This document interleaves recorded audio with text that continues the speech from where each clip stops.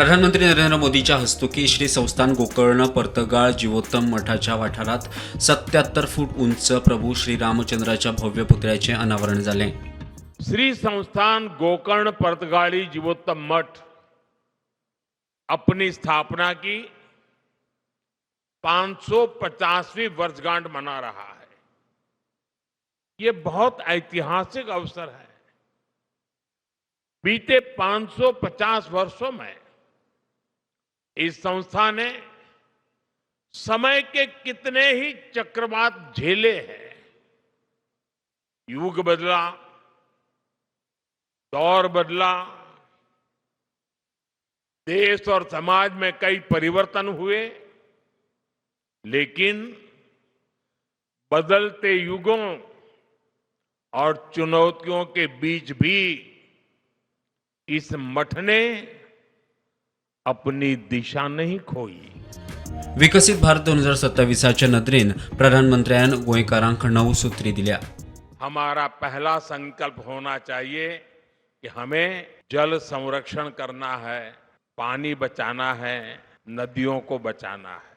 हमारा दूसरा संकल्प होना चाहिए कि हम पेड़ लगाएंगे। देश भर में एक पेड़ मां के नाम अभियान को गति मिल रही है। हमारा तीसरा संकल्प होना चाहिए स्वच्छता का मिशन। आज जब मैं मंदिर परिषद में गया तो वहां की व्यवस्था, वहां का आर्किटेक्चर, वहां की स्वच्छता मेरे मन को बड़ी प्रभावित कर गई।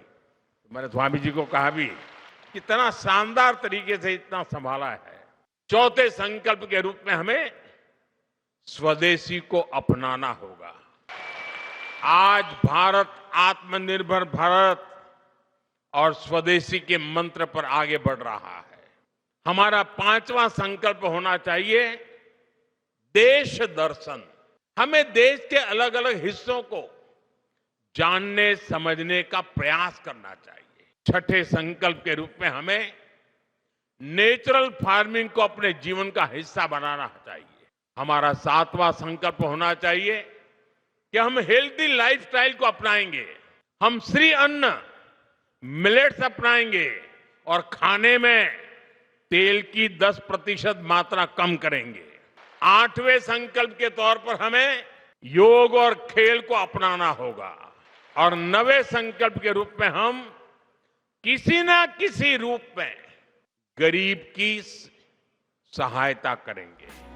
आपल्या राजकीय प्रवासात गोयचे व्हड महत्व आसा। गोयचो आपल्याक अभिमान प्रधानमंत्री उलयलो।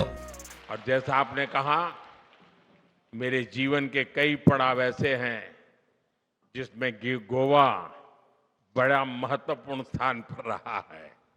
ये कैसे हुआ होगा वो मैं तो नहीं जानता, लेकिन ये सच्चाई है कि हर टर्निंग पॉइंट पर ये गोवा की भूमि ही मुझे कहां से कहां ले जाती रही है। Bureau report prudent.